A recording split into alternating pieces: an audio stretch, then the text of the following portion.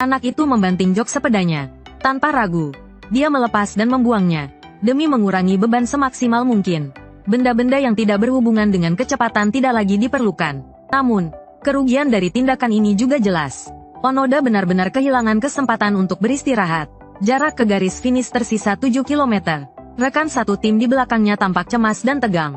Mereka tahu, pria ini akan berjuang mati-matian untuk mengejar ketertinggalan 200 meter dari lawan. Naruko memukul kakinya yang hampir mencapai batas, lalu mulai berlari sekuat tenaga. Akhirnya, dengan usaha yang gigih, jarak itu sedikit demi sedikit terpangkas. Tersisa 60 meter. Tatapan Naruko tajam. Tahan sedikit lagi. Kemenangan sudah di depan mata. 50 meter terakhir, Naruko mengayuh pedal sekuat tenaga. Dia hampir berhasil, tapi tiba-tiba tubuhnya berhenti. Naruko pingsan. Ternyata, beban berlebih yang parah membuatnya langsung pingsan. Sayang sekali, Naruko, kau sudah berjuang keras hingga saat ini. Tapi, benang yang menghubungkan tekad dan tubuh itu tipis. Jika tidak hati-hati, benang itu akan putus. Naruko yang pingsan hampir jatuh. Tetapi tepat sebelum dia jatuh, Imaizumi segera menangkapnya. Saat itu, Naruko sadar kembali. Teringat tugasnya yang belum selesai. Dia gemetar dan meraih setang lagi.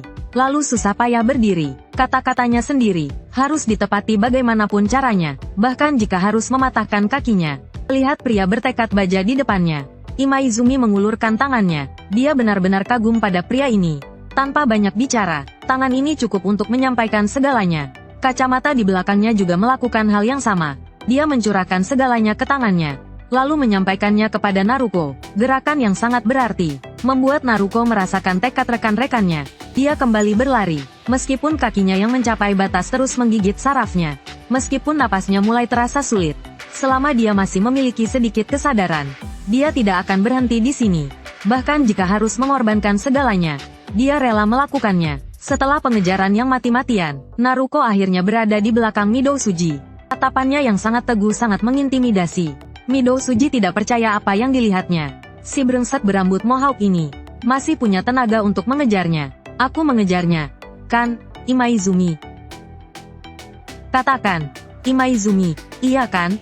Naruko berulang kali bertanya kepada rekan satu timnya apakah dia sudah mengejar lawan.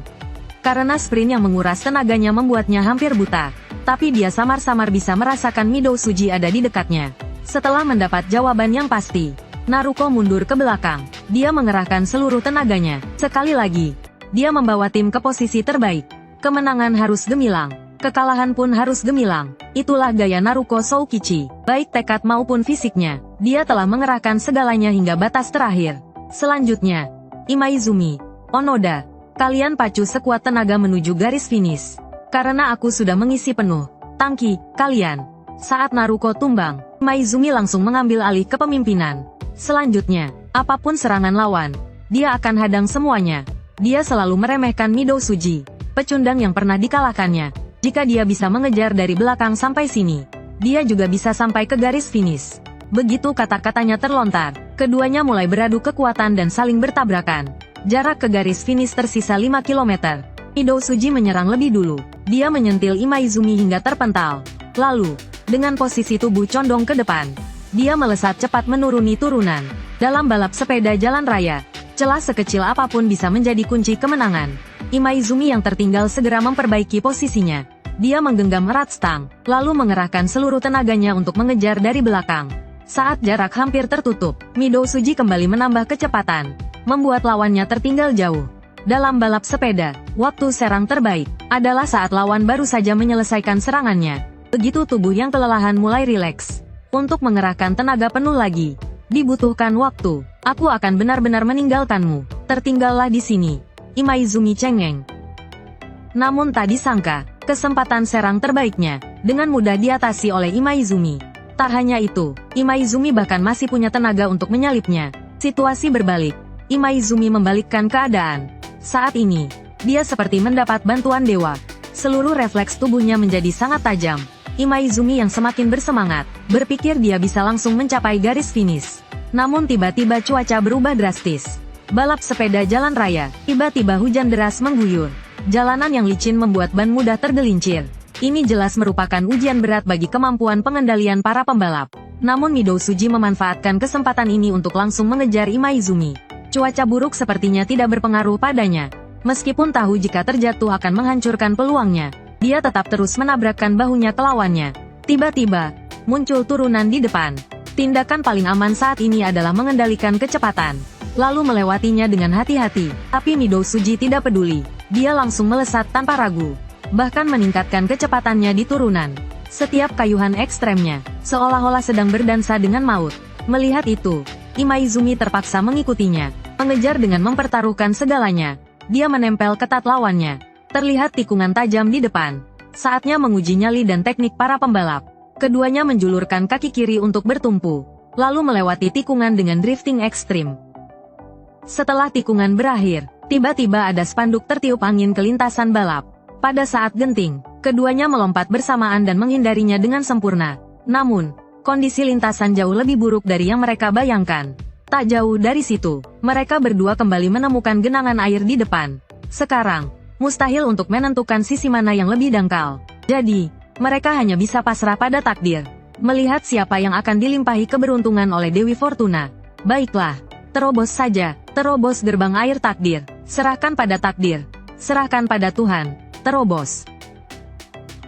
Namun, saat Imaizumi menerobos, Midou Suji hampir tertawa terbahak-bahak. Lawannya tampaknya sangat bodoh, sampai mempercayai omong kosong seperti pasrah pada takdir.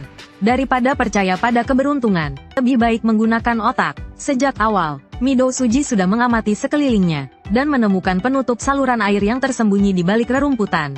Ketika Imaizumi menyadari hal ini, semuanya sudah terlambat. Melihat Midou Suji melesat cepat memanfaatkan penutup saluran air di luar lintasan, Imaizumi hanya bisa membelokkan sepedanya dengan paksa, dan mengayuh sekuat tenaga menuju saluran air.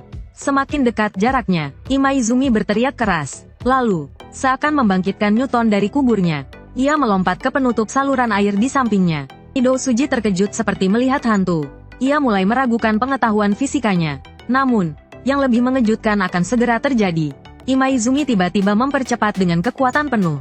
Benar-benar mengabaikan semua hambatan, langsung meninggalkan lawan jauh di belakang. Melihat Imaizumi yang semakin jauh, ekspresi Midou Suji tampak putus asa.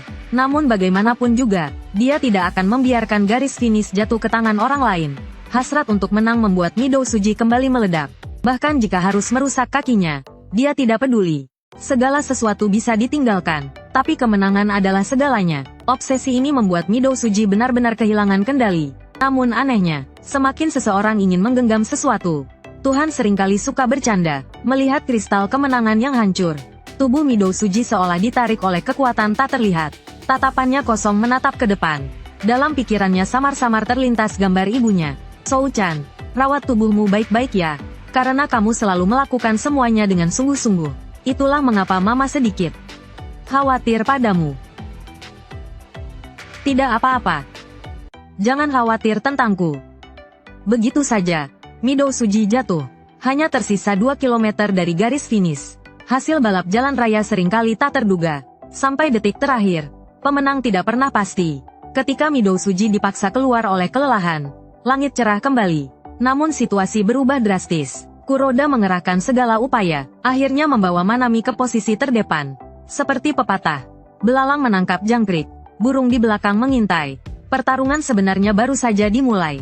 Saat ini, Imaizumi yang kakinya mulai lelah. Harapan seluruh tim bertumpu pada Onoda. Membawa tekad semua orang, Onoda mengerahkan seluruh kekuatannya dan maju tanpa rasa takut.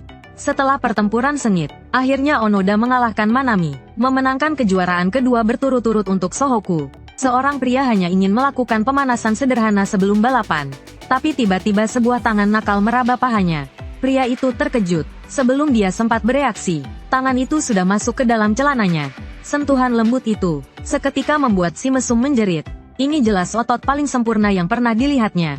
Melihat ekspresi puas si mesum, Imaizumi terdiam. Tapi dia sudah terbiasa, karena hari ini adalah hari dimulainya kejuaraan nasional SMA. Orang-orang aneh dari seluruh negeri berkumpul di sini. Jadi, sesekali bertemu orang mesum adalah hal biasa. Sebelum balapan dimulai, setiap tim akan menerima nomor punggung mereka. Sebagai tim juara bertahan tahun lalu, Sohoku mendapatkan nomor 1 digit. Kehormatan ini harus mereka pertahankan. Dengan dimulainya kompetisi, para pembalap berbaris di garis start. Cuaca panas dan suasana riuh membuat setiap pembalap sangat bersemangat, tegang, bersemangat, gelisah. Berbagai emosi bercampur di hati mereka. Tiba-tiba, suara tembakan memecah keheningan. Balapan dimulai. 2 kilometer pertama adalah parade seremonial. Penampilan megah yang tidak berpengaruh pada hasil akhir. Tapi begitu bendera pemandu dikibarkan, pertarungan sesungguhnya dimulai. Semua sprinter melesat keluar. Jalan datar di awal adalah medan wajib mereka. Dengan menjadi yang pertama mencapai titik sprint, mereka bisa mendapatkan posisi yang menguntungkan bagi tim. Hakone mengirimkan sprinter monster mereka, Tadokoro. Perawakannya yang tinggi besar seperti binatang buas, membuatnya tak terhentikan di arena balap. Sementara itu, Sohoku mengirimkan 2 sprinter mereka, Aoyagi dan Teshima. Keduanya bergantian memimpin, mengejar dari belakang dengan perlahan tapi pasti. Mereka hanya perlu menuju utara menyusuri kota, lalu melewati jalan hutan cedar, dan titik sprint hari pertama tidak jauh lagi. Subaru rencananya, mereka akan menyusul rombongan terdepan di jalan hutan cedar yang bebas hambatan angin. Subaru titik sprint masih dalam genggaman mereka. Keduanya mulai meningkatkan kecepatan, mendahului lawan satu persatu. Tak lama kemudian, mereka menyusul kelompok terdepan, dan pertarungan sesungguhnya akan dimulai di sini. Melihat waktu yang tepat, Tadokoro mulai memancarkan aura mengintimidasi. Kekuatan menggebu-gebu di tubuhnya membuat darahnya mendidih. Hanya dengan berada di sampingnya saja sudah membuat kaki orang lain lemas. Detik berikutnya, dia melesat seperti binatang buas yang lepas dari kandang menuju titik pengukuran. Semua orang yang menghalangi jalannya akan dihancurkan. Melihat Tadokoro yang semakin menjauh, Sohoku mulai menunjukkan kemampuan mereka. Teshima membakar semangat juangnya, dan membawa Aoyagi mengejar dengan gila-gilaan. Dia tidak akan membiarkan babi gendut Hakone itu lolos. Setelah pengejaran habis-habisan, keduanya berhasil mengejar ketertinggalan 1 kilometer sebelum titik sprint. Melihat itu, Kaburagi tak ragu sedikit pun, dan langsung mendorong Aoyagi yang berada di belakangnya. Peluru oksigen supersonik. Dengan serangan peluru supersoniknya, Aoyagi berhasil menyalip lawan dan membalikkan keadaan. Namun tak disangka, Douhashi yang tertinggal, tiba-tiba bangkit, seolah ada kekuatan dahsyat yang ingin menghancurkan tubuhnya dari dalam. Tanpa mangsa di depan, aku tak bisa berburu. Begitu selesai bicara, Douhashi langsung merobek bajunya. Monster sejati telah muncul. Dengan cepat ia mengejar Aoyagi yang memimpin. Bahkan ia terus menabrak lawannya dari belakang. Menikmati kesenangan mempermainkan mangsanya, tekanan yang kuat membuat Aoyagi merasa gelisah. Tak ada pilihan lain selain mengeluarkan jurus andalannya. Ia berteriak keras, memampatkan seluruh energi di tubuhnya, lalu menyalurkannya ke kakinya. Inilah wujud Bambi Aoyagi, kaki yang terisi penuh energi. Seketika membuatnya kembali memimpin. Bambi adalah pelari alami, kaki yang tercipta untuk berlari. Selama ia berlari, tak ada yang bisa mengejarnya. Namun, wujud ini punya satu kelemahan. Tak bisa bertahan lama. Meski Aoyagi terus bertahan, 500 meter sebelum finish ia kembali terkejar. Namun, saat dia kehabisan akal, dia tiba-tiba menyadari, Kagemiki juga berhasil mengejarnya. Aoyagi kembali merasa ada harapan. Dengan sekuat tenaga dia memberikan dorongan terakhir untuk membantu Kaburagi maju ke depan. Melihat garis finish tinggal 200 meter lagi, Daimon segera mengganti gigi untuk sprint terakhirnya. Melihat ini, Aoyagi mendorong Kaburagi dengan tenaga terakhirnya. Majulah, Kaburagi. Ya, Kaburagi melesat seperti anak panah menuju Daimon. Namun saat berhasil menyamai kecepatan, dia tiba-tiba duduk dan beristirahat, membuat lawan bingung sejenak. Namun di detik berikutnya, Kaburagi tiba-tiba bangkit kembali dengan akselerasi kedua dan melewati lawannya. Namun Daimon yang terlewati tidak membiarkan jarak terlalu jauh. Dia tetap membuntuti di belakang, menunggu saat yang tepat. Akhirnya, di 80 meter terakhir, Daimon berhasil menyamakan kedudukan. Lomba langsung memasuki tahap klimaks. Keduanya mengerahkan seluruh tenaga mereka menuju garis finish. Meski jantung terasa hampir robek, mereka tidak akan berhenti. Sprint menuju garis finish bukan hanya soal kekuatan fisik, namun juga soal kemauan dan tekad. Hanya mereka yang mampu memaksimalkan kedua hal ini yang bisa menang.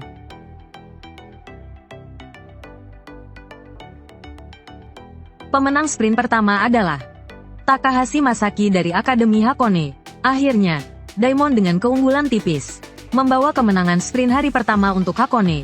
Meski telah memberikan segalanya, Kagemiki tetap kalah. Dia menatap punggung lawannya dengan penuh penyesalan.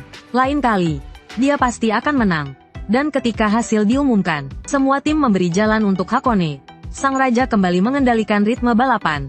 Namun hari ini, Mereka bermain dengan cara yang tak terduga. Begitu mereka memimpin, Hakone langsung mempercepat laju. Mereka berniat mengurangi jumlah pembalap dalam rombongan. Melihat itu, Sohoku segera mengejar. Meskipun tidak tahu apa rencana mereka, tetap tidak tertinggal adalah strategi terbaik. Namun, setelah kedua tim menarik kembali sprinter mereka, Sohoku baru menyadari ada yang tidak beres. Hakone sepertinya sengaja menyesuaikan kecepatan mereka, mulai memperlambat laju mereka sedikit demi sedikit, sehingga Sohoku tidak langsung menyadari bahwa Hakone sebenarnya sengaja mengurangi kecepatan. Dan saat mereka menyadarinya, rombongan besar sudah berada tepat di belakang mereka. Parahnya lagi, karena sebelumnya mereka ditinggalkan, sekarang mereka semua terlihat sangat marah. Melihat situasi itu, Teshima, sang kapten, memerintahkan tim untuk kembali ke rombongan. Karena jarak ke garis finish masih jauh, melawan rombongan di sini bukanlah langkah yang bijak. Namun, begitu mereka kembali ke rombongan, sebuah insiden terjadi. Onoda langsung terpencar oleh rombongan besar. Dengan jersey nomor 1, dia seperti domba di antara serigala. Rombongan besar tidak akan membiarkannya lolos dengan mudah. Dan inilah yang diinginkan Hakone. Teshima wajah tersenyum. Aku tidak bisa maju.